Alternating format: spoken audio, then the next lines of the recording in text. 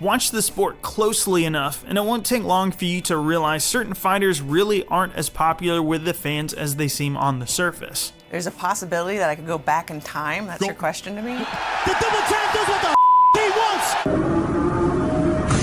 The sport's biggest stars at times can be disliked by a huge portion of the hardcore fans. That's in part because many are a cynical bunch who toss around the word casual as if it were a 4-letter word, even though most of them were probably casual fans themselves just a mere few months ago and still can't spell Conor McGregor or Ronda Rousey's first name right. Comic Sans warning. We got a Comic Sans warning here, guys. Full red alert. Speaking of which, let's talk about those who are hated the most in MMA. I've become what I hate. We all go a little mad sometimes. This won't include the seriously evil people, by the way, like War Machine or Joe Sun, who are just horrible, horrible human beings. We've already got a list for that. This list is about the fighters fans seemingly love to bash and will gladly take to Twitter and keep giving them free publicity, bringing their name up over and over again, even though they hate them. My name is Jason from MMA On Point, and this is called the 15 Fighters Fans Love to Hate. Number 15, Michael Bisping. This were back in 2009, just after UFC 100, when Bisping got knocked out with Dan Henderson's best H-bomb and perhaps the best knockout punch in UFC history, or after his extremely controversial illegal knee to the head of Jorge Masvidal and then spitting at his corner just afterwards. Bisping would probably have ranked towards the top of this list at that time. And despite a controversial title reign, he did manage to gain some mainstream fan support by beating Luke Rockhold on just 17 days notice and Anderson Silva before that. As a result, he managed to even out the hate just a bit more with support from fans happy to see a clean fighter and longtime UFC vet finally win a title before retiring in 2018. Number 14, Chael Sonnen. You could easily consider him the godfather of trash talk in MMA. The first guy to really put himself out there and say some outlandish things, especially about Anderson Silva. Anderson Silva is easily the most unpopular fighter in this company. He's got a black belt under the Nogueira brothers. Yeah. I think a black belt under the Nogueira brothers is saying I got a free toy in my Happy Meal. This is going to be a one-sided pounding and I'm swinging the hammer. But not only that, he also went after Tito Ortiz and even Fedor. As a result, he became an incredibly polarizing figure. It made his feud with Anderson Silva easily the most legendary rivalry of his title reign, but talking trash doesn't just bring fans, it also brings a good amount of hate, especially when you lose. He's still an incredibly popular character in the sport and competes to this day. Number 13, Josh Koscheck. There are fighters now in MMA who are known for their cringy trash talk, but Koscheck was pretty much the first one to do it consistently. Hey, go yourself. You know, I can be a peckerhead. You know, we're losing to a bunch of nerds. You know, nerds that talk like robots. I'm gonna run over there and probably just, you know, get in George's face and motorboat his ass. You know, wow. And in the first season of The Ultimate Fighter, he and Bobby Southworth managed to actually outdo Chris Lieben, a guy who peed on Jason Thacker's pillow the first night they arrived in the house. They outdid him by going after his daddy issues while drunk. Sorry, f***ing existence. Don't f***ing talk shit, you fatherless bastard. To the point he was crying and then sprayed water on his bed while outside as he was trying to sleep. It was probably the craziest moment in the entire first season of The Ultimate Fighter that cemented Josh Koscheck as a bad guy before he ever even fought in the UFC. Number 12, Ken Shamrock. Did I say Koscheck was the first one to do cringy trash talk? This line might say otherwise. I hope to God you come ready, because if you don't, I'm going to beat you into the living death. Easy, Undertaker, that shit doesn't fly in real life. Most of the ire he gained was from leaving MMA to do WWE stuff full-time at first, I just told him, if you don't get and then having a few post-fight outbursts as a coach in the UFC and Pride. But the thing that really set people off was when he coached the third season of The Ultimate Fighter for the rematch with Tito, and objectively, he was awful. He'd regularly show up to their scheduled practices with what appeared to be a roided-out bodybuilder as a coach and say they were going to watch tape. Just gonna watch some fight tapes. Just chill out.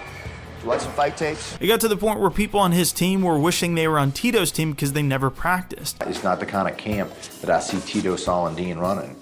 You know, it makes me envious, it really does. On top of him just generally being a hothead, his brother issues, and admitted steroid abuse, he's been a fixation of fans' hate for decades now. Number 11, Husamar Palhares.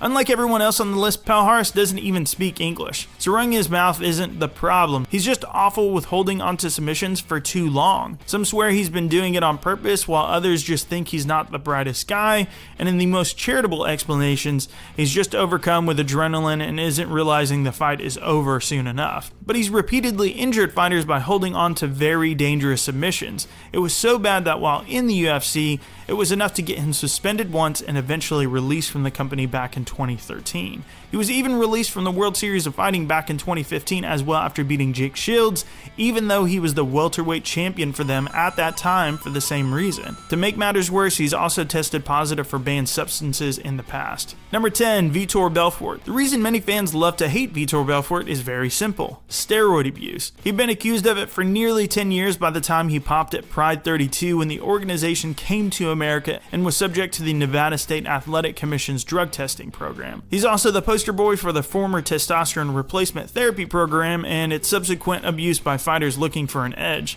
The before and after of his TUE results are nothing short of remarkable. To make matters worse, he also permanently disfigured Michael Bisping in their fight during the time of the TUE stuff, where after the knockout loss, Michael Bisping suffered a detached retina. Number 9, Tyron Woodley. There's a lot of controversy with Woodley as champion, and it started as soon as he won the title. After beating Robbie Lawler, he was faced with a fan favorite and logical next contender on the FS1 post-fight broadcast, Stephen Thompson.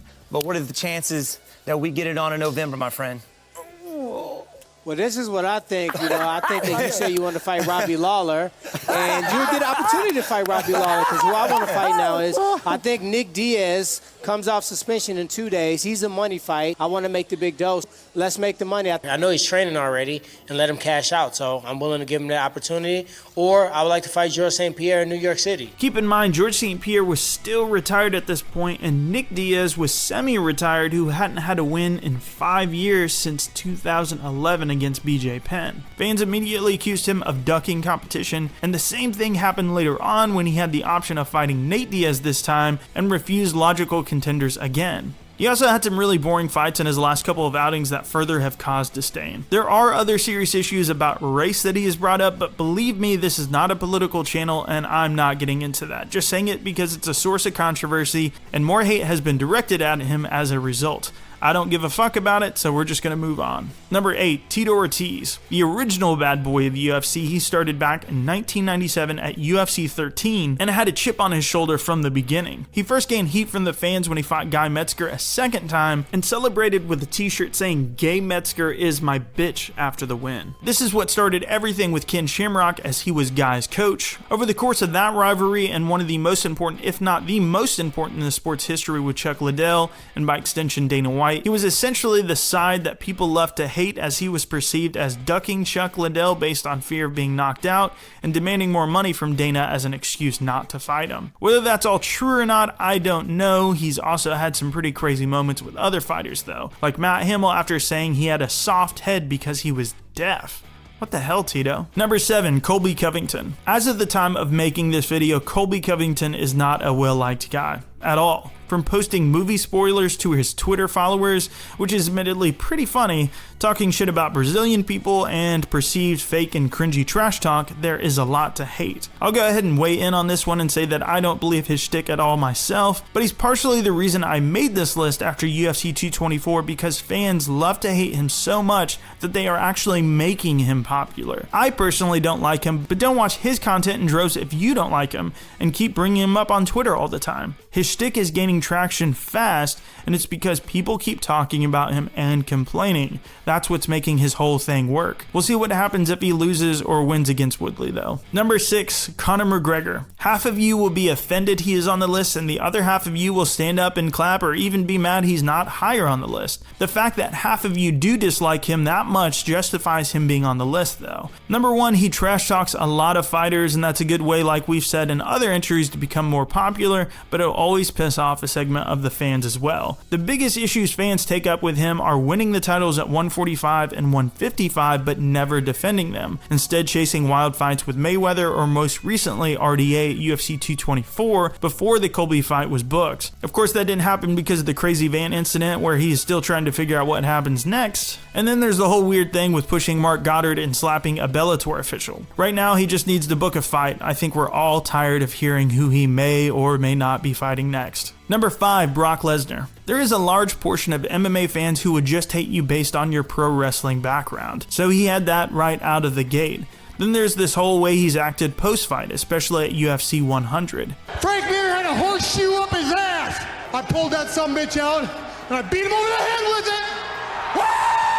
The guy just generally appears to be this crazy hothead that many blame on steroid use as roid rage, which was finally substantiated with his UFC 200 failed drug test that he blamed on foot cream. Yeah, that excuse isn't convincing anyone. He also got his first title shot off of a 1-1 UFC record, skipping the line of people who easily beat him like Cain Velasquez and rightfully should have fought for the title instead of him. But that's just touching the surface. Chicken salad, baby. Number 4, Jon Jones. From the beginning of his title run, people were always calling him fake, and it was a bit puzzling at first, but slowly you began to see the cracks show. John, go check on him. Go check on him. Go check on Leoto. Get some fans. And then, of course, the fateful off-air comments to Daniel Cormier. You know what? First of all, I'd like to give an apology to the MGM Grand and all the fans. Hey, pussy, are you still there? Pussy. This turned out to be just the beginning though, as Jones would get into several DUIs, and one that even saw him injure a pregnant woman and leave the scene before coming back to grab some cash. There was the drag racing incident before that, the 2 USADA offenses, one happening namely before UFC 200, and right after getting his title back against Daniel Cormier that was later overturned to a no contest after UFC 214. Let's just hope someday he can turn it all around and become the great he should be.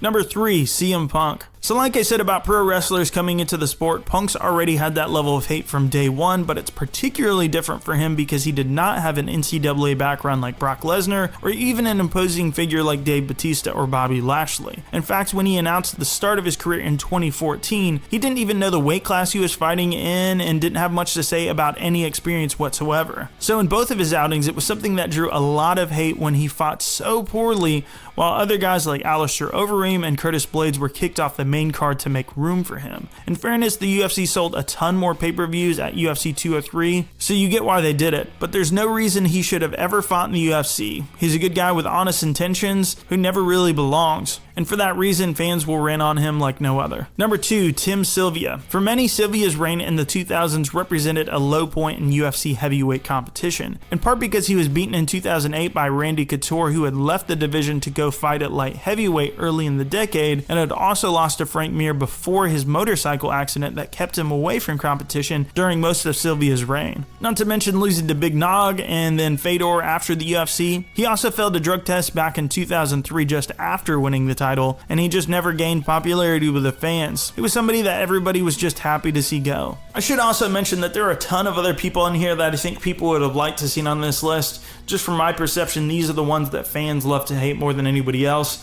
So as I'm talking about this, I'm just kind of flashing them on the screen. You can argue in the comments why or why not you feel like they should have been in this. Number 1, Ronda Rousey. There'd always been a divide between the casual fans and the hardcore fans on Rousey. Going back to her career before she had blown up and was selling more than 1 million pay-per-view buys as a headliner, she was first a moderate pay-per-view success at best that had shown awful unsportsmanlike conduct against her opponents like Miesha Tate in both of their fights, and did the same just before her fight with Holly Holm at the weigh-ins. But nothing compares to how she handled her 2 and only losses of her career, completely avoiding the issue and chastising media and the fans alike for bringing it up, with some very awkward interviews to follow. She boycotted the MMA media entirely, blaming them for her issues before the Amanda Nunes loss, and has now been known to say things like it's a privilege just to hear her speak. You want to feel for her and empathize with losing in the way she did in front of so many people, but she continually tells the fans she's simply too good for them.